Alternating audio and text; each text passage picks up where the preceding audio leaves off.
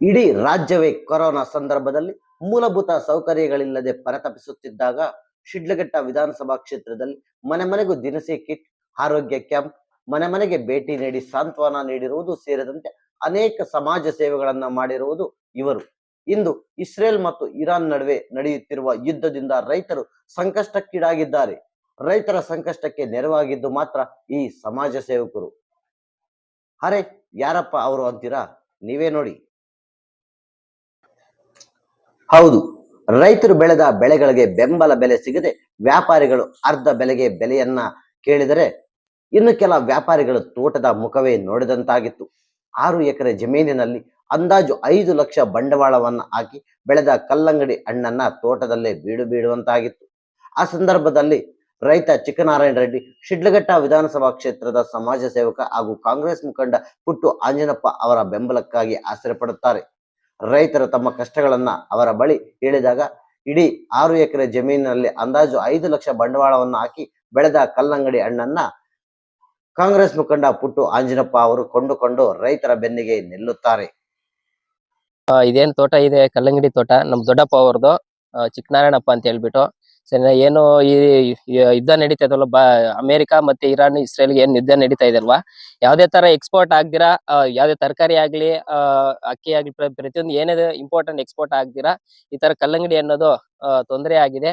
ಯಾವ್ದೇ ತರ rate ಇಲ್ದಿರಾ problem ಆಗಿರೋದ್ರಿಂದ ನಮ್ ಏನು ಸಮಾಜ ಸೇವಕರಾದಂತಹ ಪುಟ್ಟಣ್ಣನವರು ಇದೇ ನಮ್ಮ ಕಷ್ಟಗಳನ್ನು ಗಮನಿಸಿ ಈ ತರ ಆಗಿರೋದ್ರಿಂದ ಅವರು ಬಂದು ನಮ್ಗೆ ಇದನ್ನೇ ಈ ತೋಟನ ಕಲ್ಲಂಗಡಿನ ಪರ್ಚೇಸ್ ಮಾಡಿ ರೈತರಿಗೆ ಏನು ಈ ಬೇಸಿಗೆ ಕಾಲದಲ್ಲಿ ರೈತರಿಗೆ ಉಚಿತವಾಗಿ ಪ್ರತಿಯೊಂದು ಹಳ್ಳಿಗೂ ತಲುಪಿ ಉಚಿತವಾಗಿ ಕಲ್ಲಂಗಡಿಯನ್ನ ವಿತರಣೆಯನ್ನು ಮಾಡುತ್ತಿದ್ದಾರೆ. ತುಂಬಾ ಖುಷಿ ಆಗ್ತಾ ಇದೆ. ಯಾಕೆಂತಂದ್ರೆ ನಾವು ಈ ತರ ಏನ್ ಹಾಳಾಗ್ಬೇಕಾಗಿರಂತಹ ಕಲ್ಲಂಗಡಿ ಬಿಟ್ಬಿಡ್ಬೇಕಂತ ನಮ್ಮ ತೋಟನ ಬಂದು ನಮಗೂ ಆರ್ಥಿಕವಾಗಿ ಸಹಾಯನ ಮಾಡಿ, ಮತ್ತೆ ಜನರಿಗೆ ಜನರು ಚೆನ್ನಾಗಿರ್ಬೇಕು ಅಂತ ಹೇಳ್ಬಿಟ್ಟು ಜನರಿಗೆ ಉಚಿತವಾಗಿ ಕಲ್ಲಂಗಡಿಯನ್ನ ವಿತರಣೆ ಮಾಡ್ತಿದ್ದಾರೆ. ಅವರು ಚೆನ್ನಾಗಿರ್ಬೇಕು ಅಂತ ನಾವು ಭಾವಿಸ್ತೀವಿ. ಮತ್ತೆ ಅದೇ ತರ ನೆಕ್ಸ್ಟ್ ವಿಧಾನಸಭಾ ಚುನಾವಣೆಯಲ್ಲಿ 2028 ವಿಧಾನಸಭಾ ಚುನಾವಣೆಯಲ್ಲಿ ಇಲ್ಲಿ ಅವ್ರು ಗೆಲ್ಬೇಕು ಅಂತ ಹೇಳ್ಬಿಟ್ಟು ನಾವು ಗೆಲ್ಸ್ಕೊಂಡ್ ಬರ್ತೀವಿ ಅಂತ ಹೇಳ್ಬಿಟ್ಟು ನಾವು ಅನ್ಕೊಂಡಿದೀವಿ. ಅದೇ ತರ ಏನು ಹಿಂದೆ ನಡೆದಂತಹ ಏನು ಕೊರೋನಾ ಸಂದರ್ಭದಲ್ಲಿ ಕೂಡ ಅವರು ಅಣ್ಣನವರು ಒಳ್ಳೆಯ ರೀತಿಯಂತಹ ತರಕಾರಿ ಪ್ರತಿಯೊಬ್ಬರು ಜನರಿಗೂ ಹಳ್ಳಿ ಸುತ್ತ ಇದು ಮಾಡಿ ತರಕಾರಿಯನ್ನು ವಿತರಣೆ ಮಾಡಿದ್ದಾರೆ, ಕಿಟ್ಗಳನ್ನು ವಿತರಣೆ ಮಾಡಿದ್ದಾರೆ. ರೈತರ ಬೆಳೆಯನ್ನ ಕೊಂಡುಕೊಂಡು ತಾನು ಮಾರಾಟ ಮಾಡಿರಬಹುದು ಎಂದು ನೀವು ಊಹಿಸಿರಬಹುದು, ಆದರೆ ಅದು ಹಾಗಾಗಲಿಲ್ಲ. ಶಿಡ್ಲಘಟ್ಟ ವಿಧಾನಸಭಾ ಕ್ಷೇತ್ರದಲ್ಲಿ ಬೇಸಿಗೆ ಹೆಚ್ಚಾಗಿರುವುದರಿಂದ ಸಾರ್ವಜನಿಕರು ತಂಪಾದ ಪಾನೀಯಗಳಾದ ಕಲ್ಲಂಗಡಿ ಹಣ್ಣು, ಪಪ್ಪಾಯಿ, ಎಳನೀರು ಹಾಗೂ ಹಣ್ಣಿನ ಜ್ಯೂಸ್ ಮೊರೆ ಹೋಗುತ್ತಿದ್ದಾರೆ. ಇದನ್ನ ಮನಗಂಡ ಕಾಂಗ್ರೆಸ್ ಮುಖಂಡ ಪುಟ್ಟು ಆಂಜನಪ್ಪ ಅವರು ನಗರ ಹಾಗೂ ಗ್ರಾಮೀಣ ಪ್ರದೇಶಗಳ ಮನೆ ಮನೆಗೆ ಕಲ್ಲಂಗಡಿ ಹಣ್ಣನ್ನ ಉಚಿತವಾಗಿ ವಿತರಿಸಿದರು.